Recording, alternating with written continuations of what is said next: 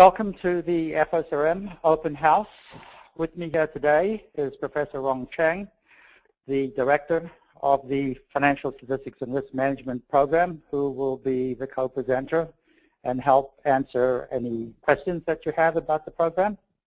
In the meantime, then, let's get going. The agenda today will be an overview of the SRM program, the motivation for the program, its structure, and how it's different from other financial engineering and risk management master's programs.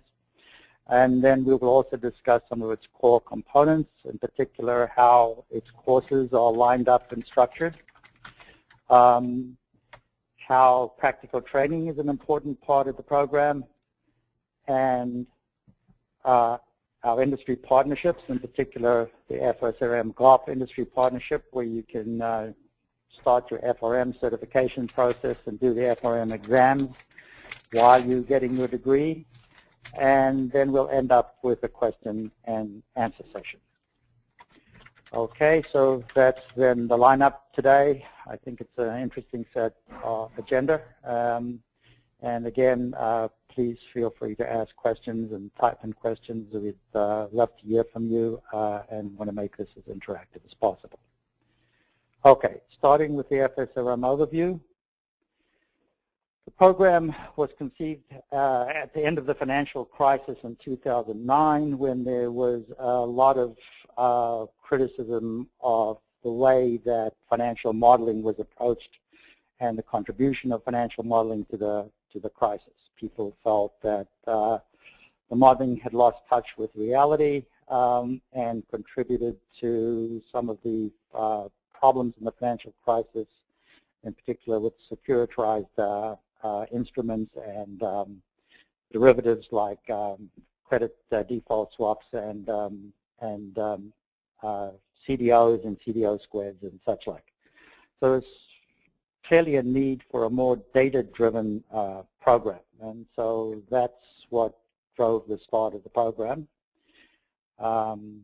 Professor Cheng and others spent 2 years of intensive preparation consulting with industry experts and with people in and out of the university on the structure of the program, starting the program. It got going in 2011 with the first class, which was a relatively small class of 16. The first graduates from that class were in January 2013 last year, and they were all successfully placed in positions. The second class was a little larger. We admitted 28. 10 of the classes graduated in January 14 and are placed in jobs. Most of the rest of the class will graduate in May of this year, in a month or so from now. The current class ended in fall of 2013. That was just over 30 of 300 applicants we admitted, and most of those will graduate in January and May of 2015. The program goals then were to meet the demand for professional analysts and risk managers with training in a data analysis, data mining, and statistical and probability methods focused on the financial services industry. So this was to fill a gap for data-driven analysis that traditional quantitative financial engineering and math finance programs, which are focused on complex mathematical partial differential equation and top-down modeling, missed, and which the financial crisis highlighted.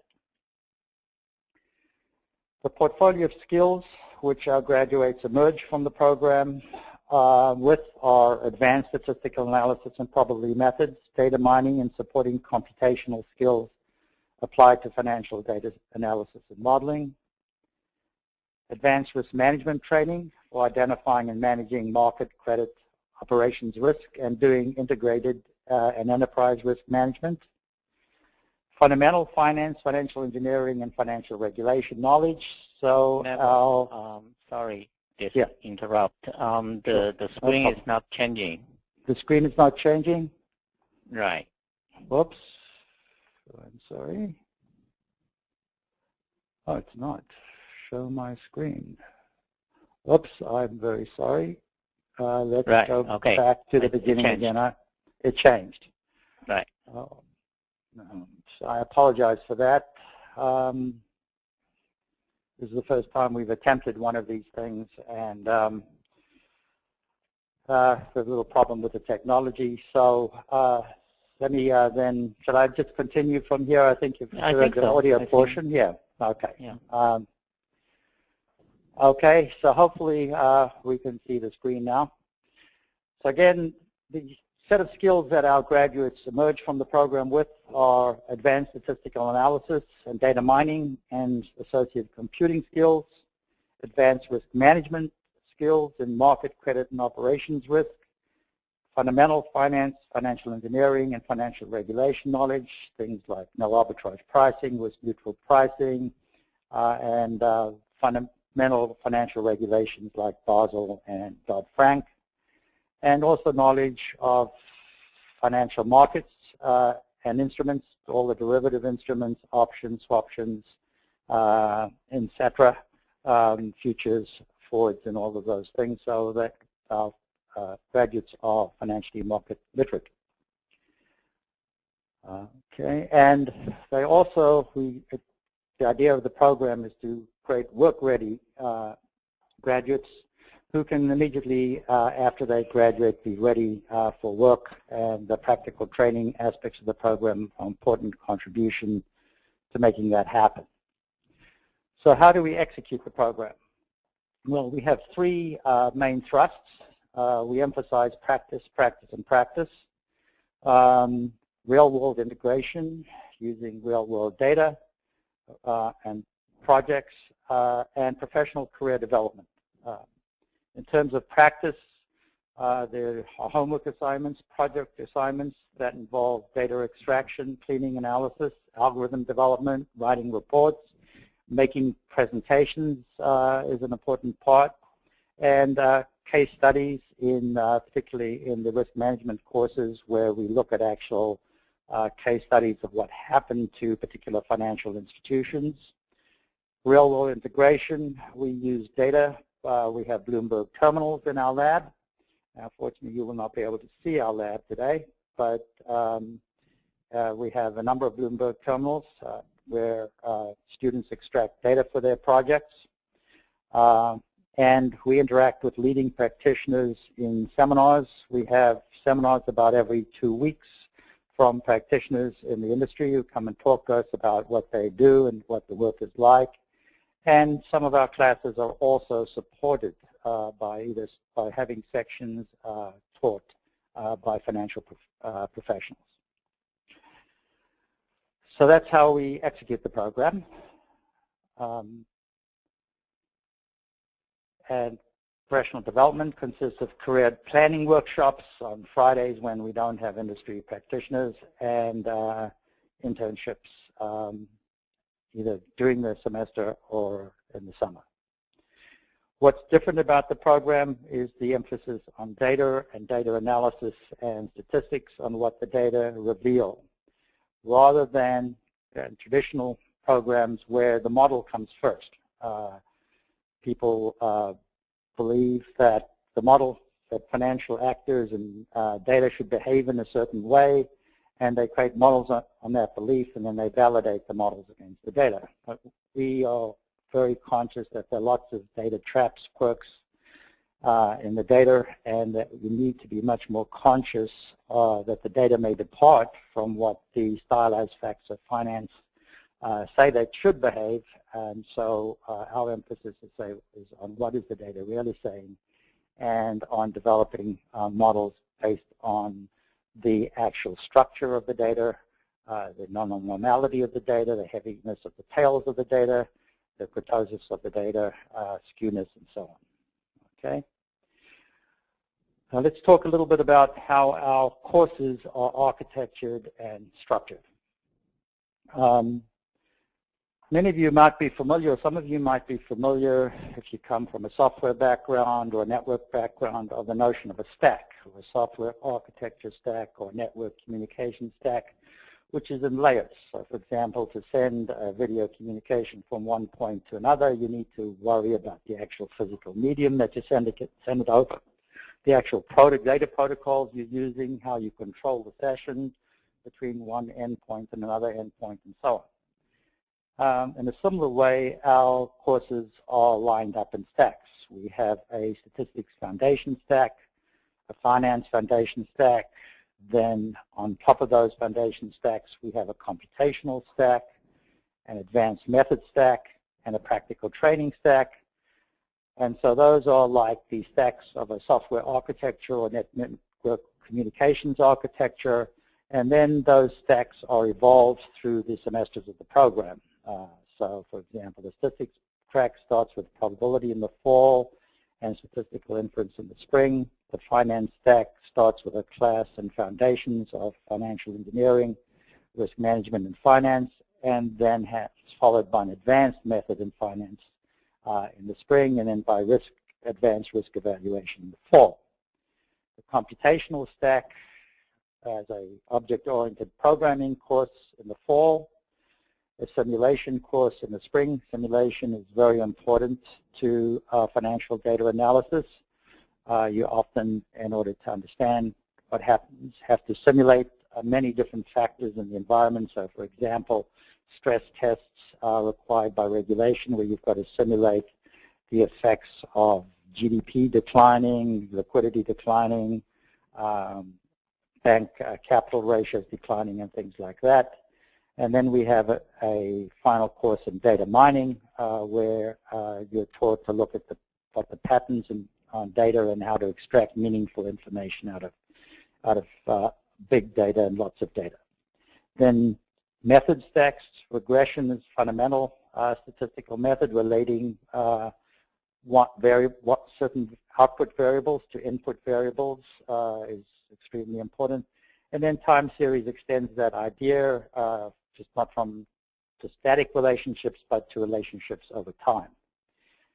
Then practical training is conducted and continues throughout this semesters of the program.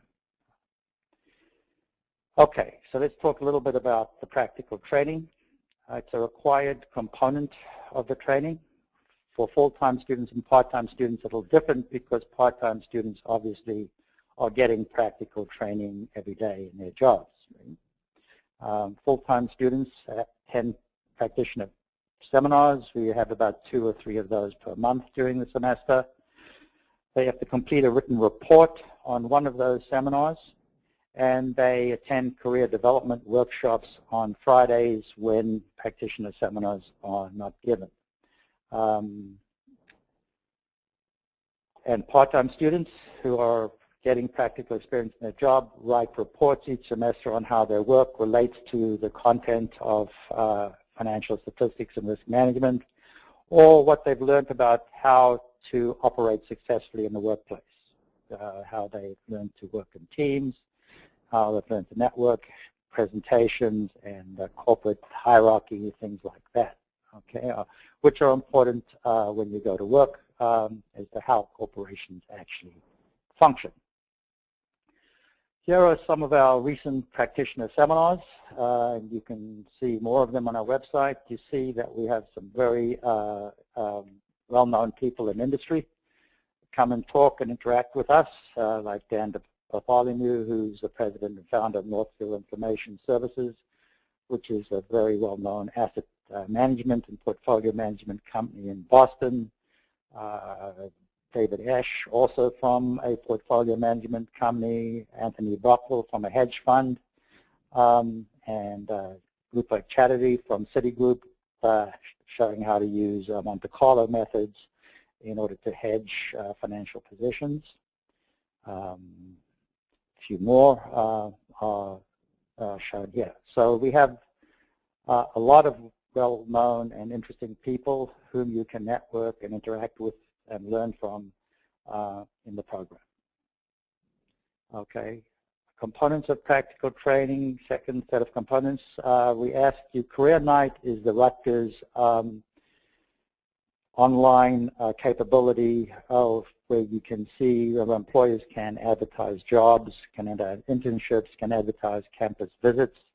So we ask you to enroll in Career Night and check out the events, career events, employee postings that are present there.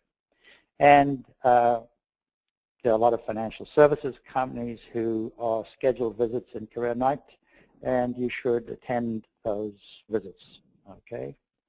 And completion of a summer internship or an authorized project is another important part of the practical training. Membership of professional associations. Our students have memberships in these organizations as a result of being FSRM students. The GOP one, you do have to register for the FRM option to get the GOP membership. We also, these are optional and secondary components. We ask that you attend at least one outside industry association technical presentation per semester from the Institute of Financial Engineers, GOP, or others. These are usually in New York City, although some of them are more local in places like Princeton. You can enroll in a professional certification program like Financial Risk Manager or CFA. We provide, our partnership with GOP provides incentives for the FRM, but you're certainly not restricted to FRM, and this is also entirely optional. Some of our students do CFA. And register and attend online GOP webcasts. They have interesting webcasts on all kinds of financial and financial engineering subjects, and it's free and doesn't require traveling. Okay, a little bit about our industry partnership with GOP, which gives you the option of making progress to your industry certification as well as to your degree simultaneously. So what is GOP? It's a non-profit organization. It's the largest industry association for risk management with over 150,000 members in 195 countries.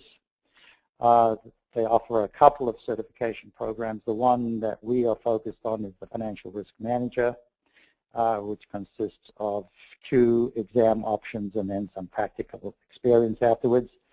The Energy Risk Professional is focused on people in commodities and energy risk management. So I won't say a lot about that because our relationship with GOP is with the FRM. So what does that mean? It means that FSRM courses cover a majority of the FRM exam content, although we do it at a deeper level than GOP, a deeper quantitative level, but it complements the FRM very nicely and covers a lot of the things that you need to know to pass the FRM exams. We make bulk payment for exam enrollments and exam registrations, and we organize a study group support for the students who are registered in the FRM program. So for example, currently 22 students have registered for the FRM 1 exam in May. Some of the advantages or incentives offered by GOP, important one are fellowships. GOP offers fellowships to those institutions who are their partners. You'll see from this that we have been successful in competing for those, our students have been successful in competing for those fellowships. Most recently, one of our current students who will be graduating this May wrote a research proposal to evaluate the credit risk of municipal local bonds, and he's been advised by Professor Cheng and also by one of our industry practitioners, partners in Northfield Information Services. So he was only one of 3 people to get that grant for 2013 globally. So that's very good. And then previously we had another student in 2012 who also competed successfully for that grant. So that's about it for the program, the overview. If you have any questions that you would like to ask, please do so. You can raise your hand if you want, and ask a question. Just let me, or just if you want to type up and ask something, please do so now. Okay. Any questions? Okay. All right. Maybe, Neville, we can talk a little bit about, you covered the differences between our program with the standard or more traditional quantitative finance program. Yeah. And I just want to emphasize a little bit more because where our program is unique in the sense that we're the first in the country, and maybe a couple of universities are following us. The program is designed entirely within the Department of Statistics, and so we're training our students as an expert in data analysis, as a professional statisticians, so working in industry. And we have heard many good feedbacks from the employers of our students, of the trainings we have given to our students. Many of courses require projects and homeworks, extensive homeworks. The objectives are once they graduate, once they taken this course, they won't be afraid of dealing with any of such data set, at least in the beginning. And then they will be able to develop more complicated method based on the application. So we are very unique, and it's very different from the others. So just visit our website, and you can get a lot of more detailed information, including the course syllabus, and we are going to post sample homeworks and the exams in there, and so you can explore. That's very good. That's an important point. There are a couple of questions. One, and maybe Ron, you can help with these questions. First question is for the course structure. Is there a 12-credit semester for 3 semesters? The total program requires 30 credit hours, basically 10 courses.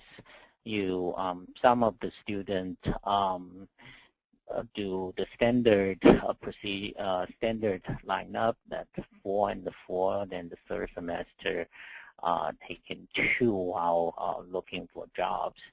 There are other students take it a little bit slowly, and they want to learn more solidly. So some students do 3, 3, 3, and the 1, and so they extend it into the 4th semester. So they'll be here for 2 years, and they also tend to do some extended projects during the last semesters.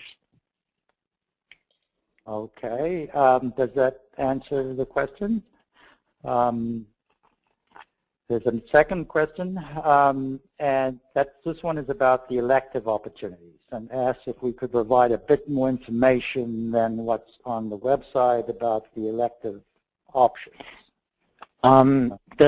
Right now, the required courses, there are 8 of them, so only 2 are required. Of course, the required course does not mean you have to take them. We'll evaluate your background. If you demonstrate you have taken this course with good grade, or you know sufficient enough, for example, probability or inference or regression, we may consider to waive that requirement. Then you can use another course to replace this. Then you have more freedom.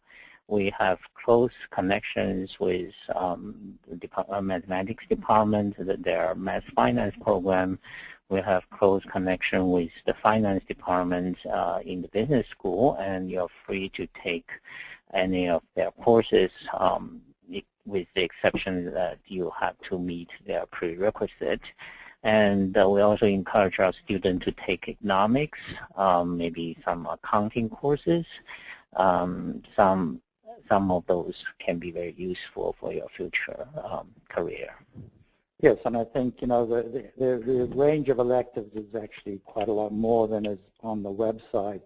We've had students, for example, take an insurance risk management course.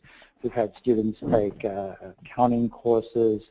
We've had students take portfolio management courses. We've had students take equity trading strategy courses. We've had students take macroeconomics and microeconomics courses. So there are a range of electives, and we're pretty flexible depending on your background, and we try to help you get into a course if you feel that it complements what you know already and what you want to do.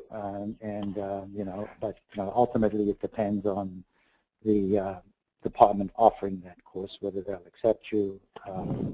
But we've been pretty successful in terms of getting people to be able to take electives that they are already interested in taking.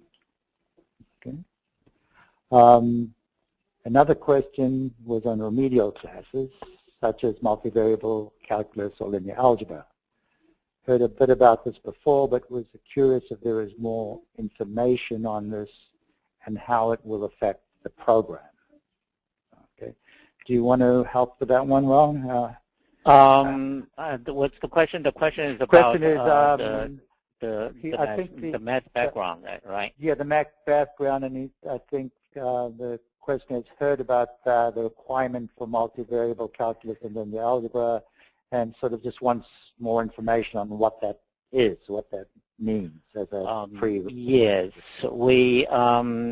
this is for some of our students may have a non-quantitative background, for example, from more qualitative finance program or student like that.